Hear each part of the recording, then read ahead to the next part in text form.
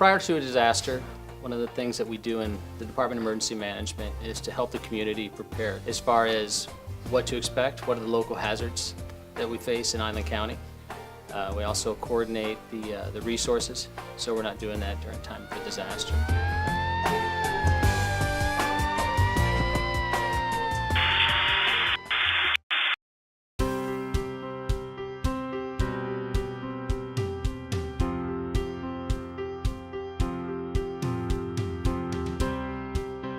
The likelihood of Whidbey Island, Island County, having an earthquake, such as a Nisqually fault or a Nisqually earthquake that went off in 2001, that happens about every 30 to 50 years.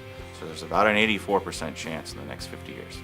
The subduction zone earthquake, Cascadia subduction zone, there's a 10 to 20% chance in the next 50 years that that's going to rupture. You're going to have a lot of shaking and you're going to have a lot of damage. So we're talking about thousands of bridges, roadways. You're going to have, tens and tens of thousands of buildings that are going to be impacted, infrastructure.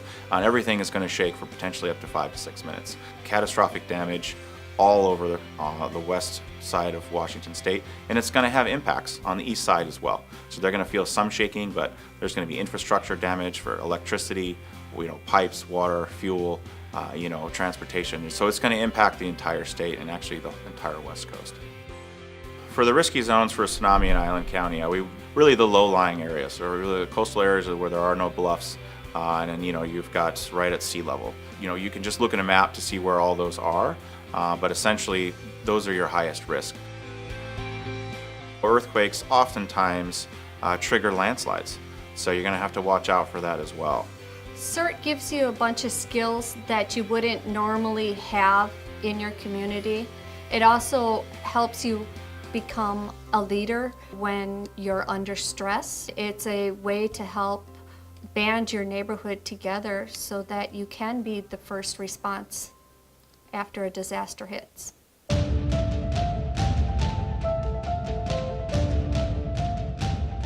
All through Washington State, we ask people to be prepared to be on your own for a minimum of 2 weeks. It's going to take us a while to figure out how bad a situation is and to figure how much damage there is and how to start to mobilize people. So start with your basic emergency contact plan for your family. That means how you're going to communicate, where you're going to meet, and if everybody is separate, where are you all going to go and how you're going to get that information out to each other.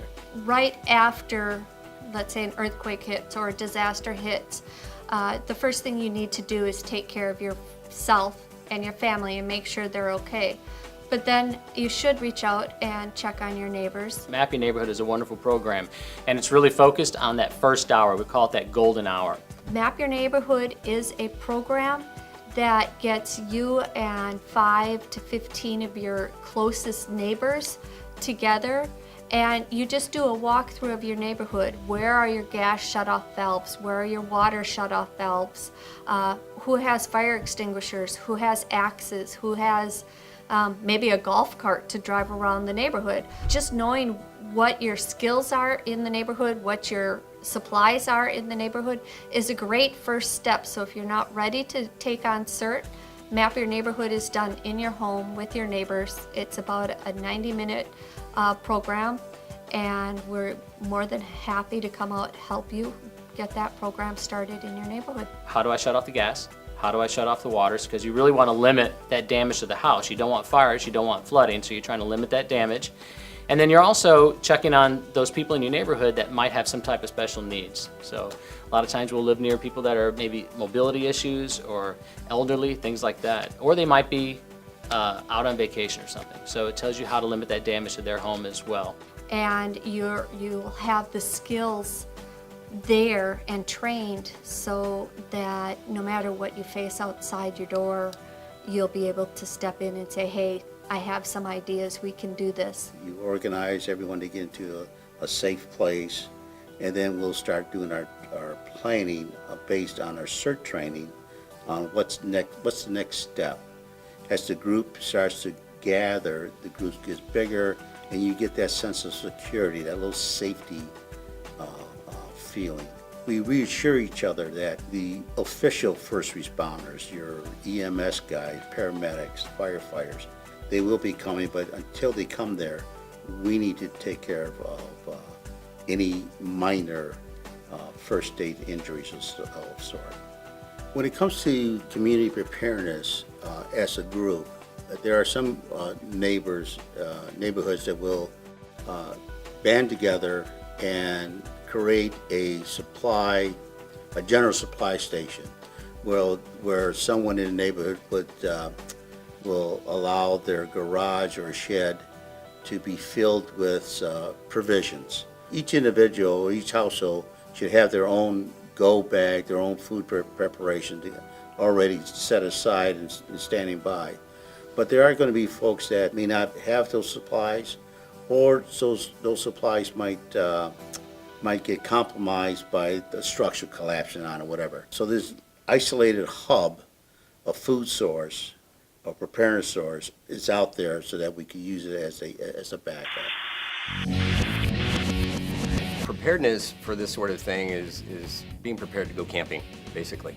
And so if you have those things centralized, I have something to cook with, something to build fire, I have food stores, water or something to make water with, some kind of bedding material, something sheltering, and then finally it's staying informed. And not only is that mean having good communication back and forth. We don't know if the cell towers are going to still be standing, so maybe that's a radio, maybe it's one-way communication, what have you, and making it mobile, something I can pack up and move if I had to leave.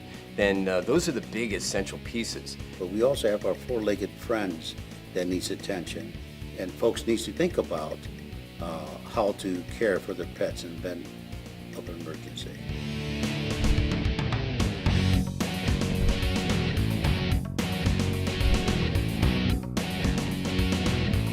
With having a CERT team in your community, we're lessening the work that the first responders actually have to do, because they need to take a survey of the neighborhoods. If the CERT teams have already taken that survey and said, hey, all the houses are okay except for this one, then that cuts down on the work on the responders, and so they can really stretch their manpower a little bit better. It's a 20-hour course, so it's pretty intensive. It goes over a 3-day weekend. You learn everything from leadership, disaster psychology, first aid in a disaster scenario, cribbing, searching and rescuing, how to deal with small fires. So it's a lot of things, but there's a spot for everybody.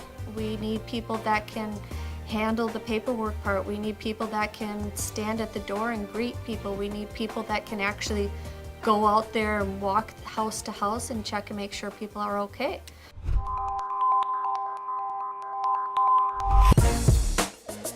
We do have an emergency preparedness app. Answer 5 simple questions, and it helps develop an emergency plan, as well as a checklist for things that you should put in your kit, and it's got a lot of valuable resources in there also, as well as a map. And a lot of that is the real benefit of this phone app is, number one, helping you to a simple device to build your plan, but it's just the process of developing that plan.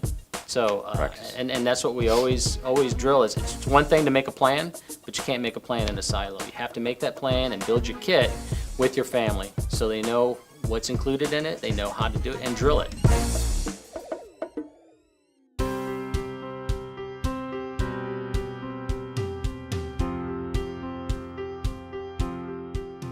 So the best that you can do to prepare yourself is really study and understand what your risks are for where you work, you live, you vacation, and folks that you care about. So understand those risks, and then understand what are the steps to get prepared so that you can survive and be safe according to those risks. So looking at putting together a family emergency plan.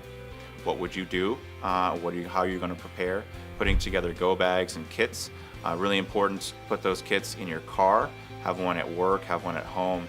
That's a backpack that's ready to go. It's got your essential things, so that will help you get to where you need to go, whether it's a shelter or to high ground, or to get from work to home or to school to pick up your kids. And then really get connected with your community. CERT programs, whatever local alerting that you need in order to get warning. Sign up for your local alerts, and then be able to just connect and understand what your community resources are.